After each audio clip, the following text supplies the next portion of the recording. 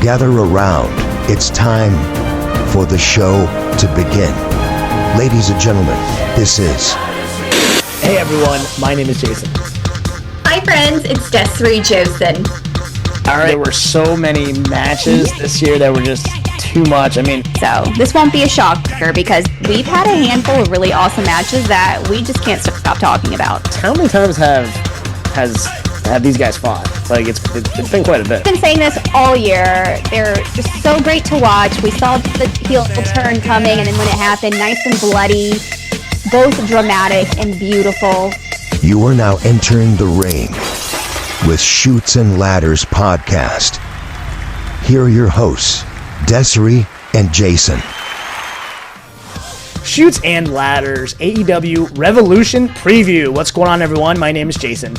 Hi friends, it's Desiree Josen. AEW Revolution is here. Blood, feuds, legacy rivalries, Texas death. But the question is simple. Who climbs, who falls, and who's about to shock the world? Des, what are your initial thoughts? Well, you know what?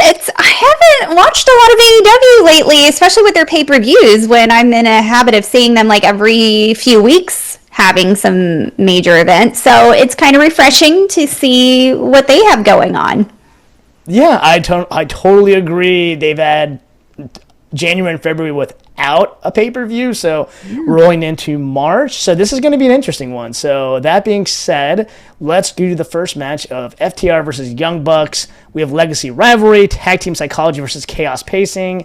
Des, what is your prediction and grade for this match? We already know how I feel about the Young Bucks. They can just keep bucking going and, and go. I said bucking, not fucking. Anyways, I favor FTR. I think they're cool and stuff, but out of the two, I still want FTR to win. So hopefully they put these brothers back to where they belong, somewhere in the back. So hopefully they will, continue their reign. So let's go with FTR, and I will give it, I don't know, like a B+. I figure if the Young Bucks are losing, you'd give it an A. Yeah. I'm going to go FTR as well. Look, I kind of like their style. I think it's... Listen, we kind of talked about how they need a refresh in the tag team division. Yeah. And I think a good way to kind of do that is to have FTR kind of, risen to the top and push them for quite some time. So, yeah, I'm going to go to FTR. I'll give it a B+ as well, though, too. Mm-hmm. Now, we're going to go to a match that is very intriguing to me, I think for most fans out there. Jon Moxley versus Takeshita. AEW Continental Championship, no time limit, no clock, no excuses, just violence. Dez, no one does time limit matches better than Mox.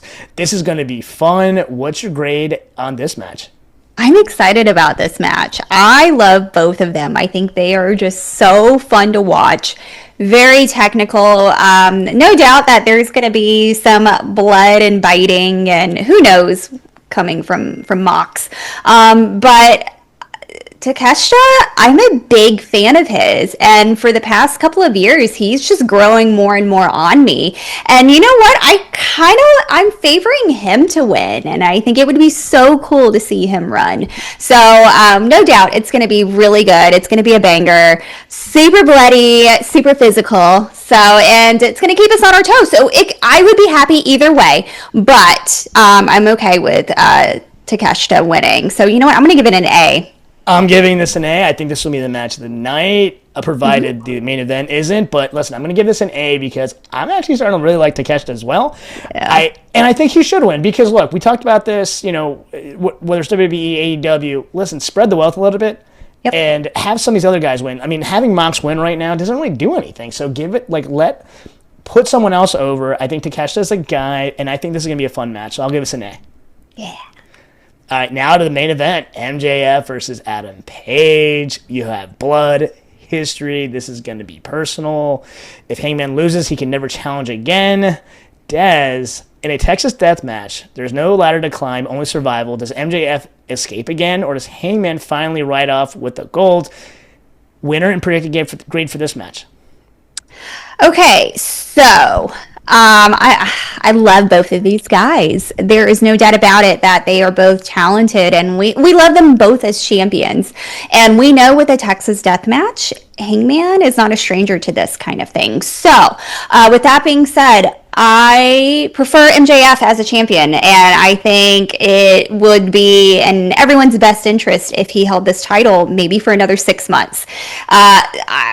No disrespect to Hangman, but I think it's going to be so good. We've seen them both in the ring before, and those two can put on a damn good show. So there's no doubt about it. It is a main event for a reason. It's going to be an A match, but MJF is going to retain. So I can see that too, because to give MJF the title and to have him lose it so quickly doesn't really make sense. This is the Texas Death Match, which is interesting because I think this is the one thing where fans would say, okay, well, no, maybe Hangman will win, but I don't think it makes sense to take the title off of MJF that quickly. So I think MJF is going to win. I think MJF's going to hold the title for quite some time. And I hope so. And I'm giving this a match as well.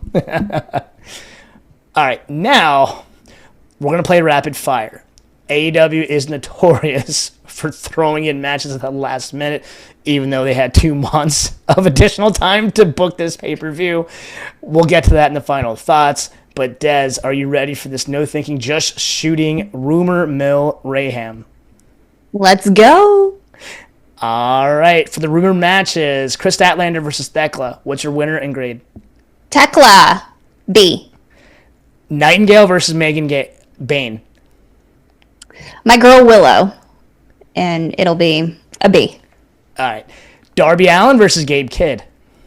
Let's go with Darby, and we'll give it like an A minus.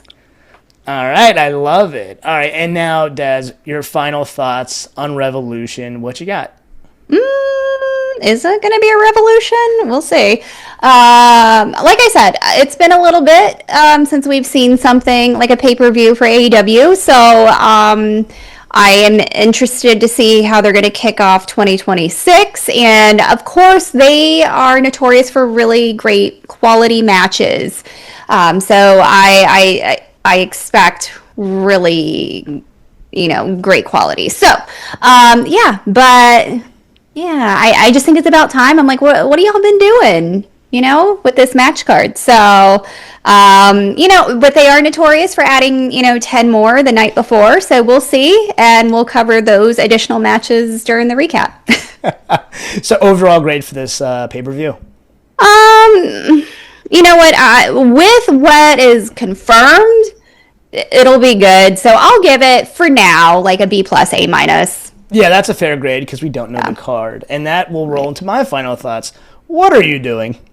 You had 2 months to book a pay-per-view, and you're still only going to have 3 confirmed matches? What was the point of your weekly shows then?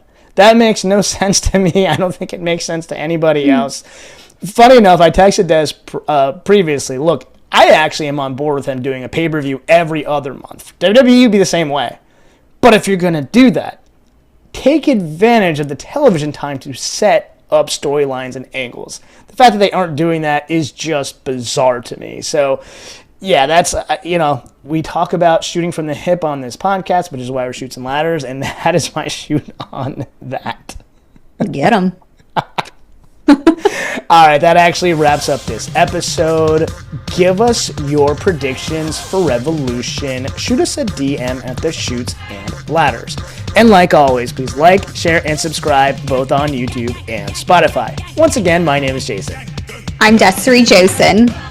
All right, until next time, have a blessed day and a blessed week. Have a great week. Bye, friends. This has been Shoots and Ladders. Follow us for more content.